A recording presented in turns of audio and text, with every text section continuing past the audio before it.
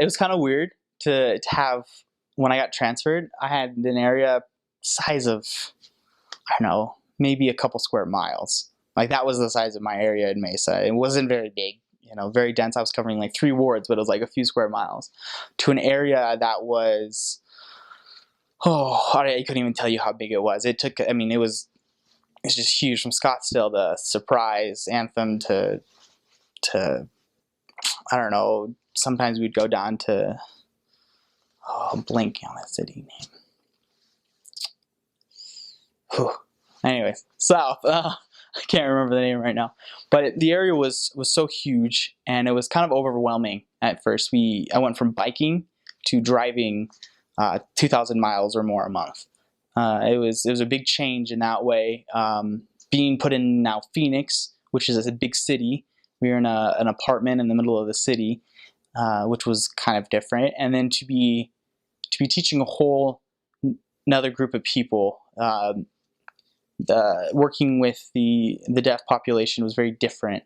They have very different attitudes and perspectives as the people I were working with before. And it wasn't just everyone you meet will be in your area kind of thing. It was really hard to find these choice individuals for us that we could go teach in ASL. It was very hard. We had to really depend on the members to help us and to assist us into finding.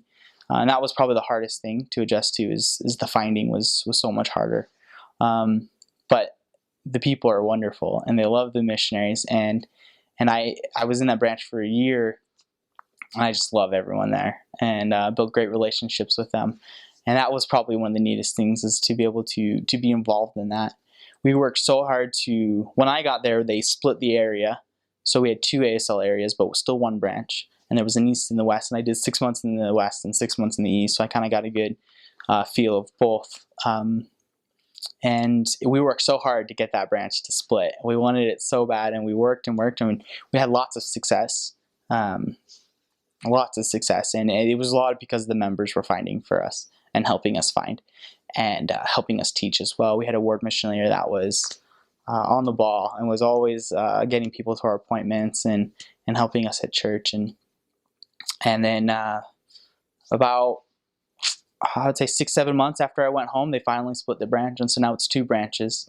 There's a Mesa and a Phoenix, and so that's really exciting for anyone going there. Learning the language was tough, going from English to a whole new language where my companion was deaf, and we couldn't communicate in a common language. I needed to learn sign language in order to effectively communicate with him and all my investigators and members. And that was hard, but it was a quick learning curve, being kind of forced in to only one way of communication. And probably one of my greatest tips I give to all the ASL missionaries I meet, people going to learn the language, is to carry a little notebook with you. And every time you don't know a word, ask your companion, hey, what's the sign for this? Or ask a member, whoever will know, what's the sign for this? And then write down the word. And then every night, review your list that you made that day to make sure you know the words. In every language study, go over the whole book to make sure you remember every single word. And so every time, and within a few weeks, you'll be learning. I learned like 100 words a day and more those first few days, and just kept going more and more and more until finally I felt fluent in that language.